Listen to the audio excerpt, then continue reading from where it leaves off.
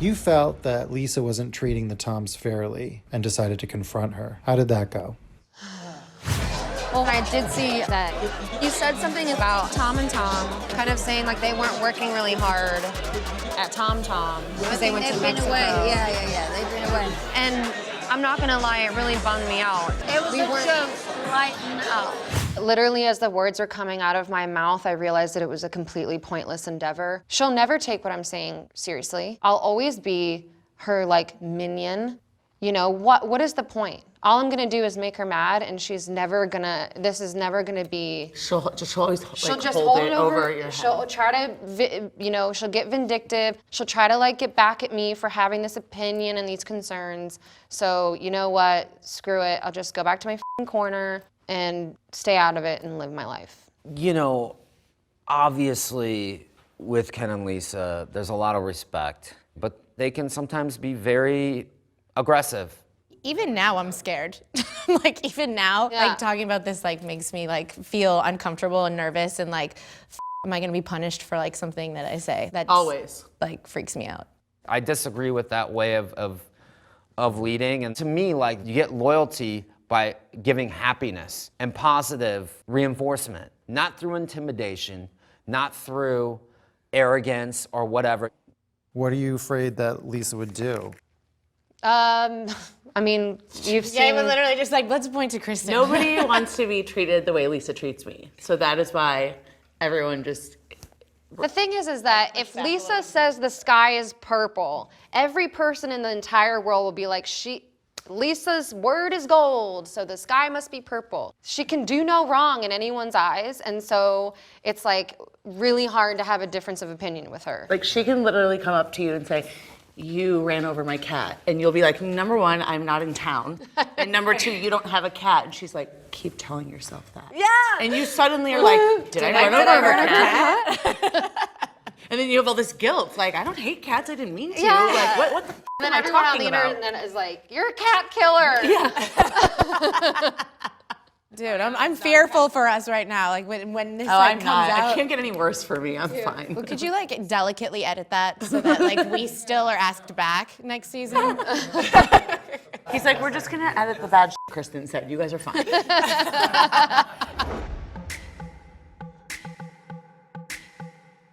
Tell me about the penguin. Where did the idea of the penguin come from? So Adam loves penguins more than anything in the world. It is his favorite animal. And after I had this date with Ethan, he was furious with me, like our first fight ever.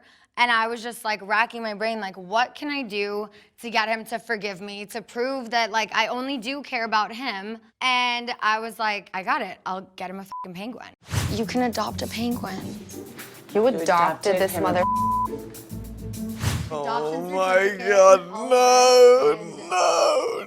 This is so bad. You can't get a penguin with someone. Yeah, got him a fucking penguin. Scheana's the only person that you can look dead in the eyes and say, I don't love you, and when you do that, you get a penguin and a trip to Iceland. Like, what the f? Do you love me? Don't even Answer the f***ing question. Don't even. Stop, answer the question. No. Answer it. I just did. No. She was very upset about it. And then I had to chase after him and talk to him, and he didn't give a shit. But I was like, this is crazy. How can we be celebrating so much love and like also doing this at the same event? Why don't you go home with me? And go to Kentucky for a few days? I would love that. It's so crazy as shit. After our huge blow-up fight, we're like sitting down, and I'm just like trying to calm him down, and I'm like, look, I got you this thing that I wanted to give you earlier, but you were too busy yelling at me. And so I gave it to him, and I mean, his face just lit up. Like, I wish, like, I don't think there were cameras on us, but like, literally his face just like lit up, and it was like, that was like the one thing where he couldn't be mad at me anymore. Like, I bought him a f***ing penguin. And he wasn't. He wasn't in that moment, and then he got mad at me again, and then I tried again the next day and just put it all out there, per usual, got rejected, per usual. So I've continued dating, and we've continued fighting over it. And we still haven't seen the thing. I'm like, please, like, can we just go meet her? And it was like, we're not doing coupley things together anymore because we're not a couple. I'm like, it's just a best friend thing. Like, why can't we just go to the aquarium and meet this goddamn penguin? All I wanted for Christmas was just to go and meet this penguin. She was $1,000. Like, this was not just like a little like $50 penguin. Like, I spent $1,000. She's this adorable little penguin chick who was just born. I named her Spot. That's the whole reason why she's dating him. She just loves to get those cute last names. Scheana Spot. She does love a cute last name.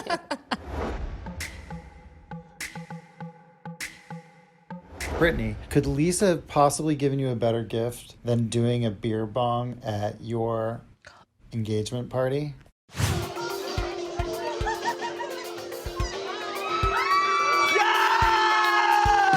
Tom spent a lot of time bedazzling that funnel. How did they convince you to do this?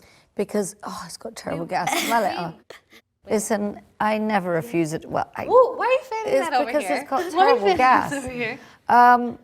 Normally, if it's a dare that I think maybe, I might kind of step up to it. It felt awful. That thing, that liquid shoots so quickly down your throat, you can feel it land in your stomach. Have you ever done it? Yes. Lisa, you never did a beer bong in I never did a beer bong, my little Kentucky muffin. How was the engagement party? The wedding, the pre-wedding wedding. They cut a cake and they had a first dance. I feel like it's one of those things where once you start going down that road, it's like it's real easy to be like, hey, why don't we do this? Why don't we add this? Well, hey, come on. Let's get a flower wall. Let's put flowers in the fountain. If we're getting a cake, let's do a cake cutting. Hey, we got a DJ, let's do a first dance. Bring the funnel. Let's have Lisa Vanderpump funnel a beer. I think I said this before. If Brittany came up to me tomorrow and said, do you want to just run away and get married? I would go tomorrow. But she's so excited. She's been dreaming of this her whole life. She's a girl. It's a different, I'm not saying it's more important to her than me, but she's a girl. She's dreamed of this, getting married in this castle since her dad, we used to drive her by this castle every day when she was a little girl. I mean, I can't take that from her. I can't. She's just so, she grins from ear to ear when she talks about the wedding. And for me to be like, oh, we can't do that. I don't have the heart to do that. She does so much for me, and I couldn't do that. I couldn't do it. So whatever she wants, she gets. Jax acted like he was like, oh, mashed potato bar, oh, flowers. Like he didn't act like he didn't want to pay for any of that kind of stuff. $300? Honey, that's For mashed potato bar? I think we figured it out. You're looking at around $3,000. As soon as we get to the florist, he is asking for bigger flower arrangements. He's like, oh, can we have one like this? He's like, Lisa would like this. He did. He's like, Lisa would like this. And like orders extra flower arrangements. Yo, he wanted a harpist. I'm sorry, Jax tried to get a harpist. I'm like, could you imagine if we're like walking into this engagement party and there's a harpist? Like, what the f is this? I mean, it was beautiful. It was a beautiful wedding. It was a beautiful wedding.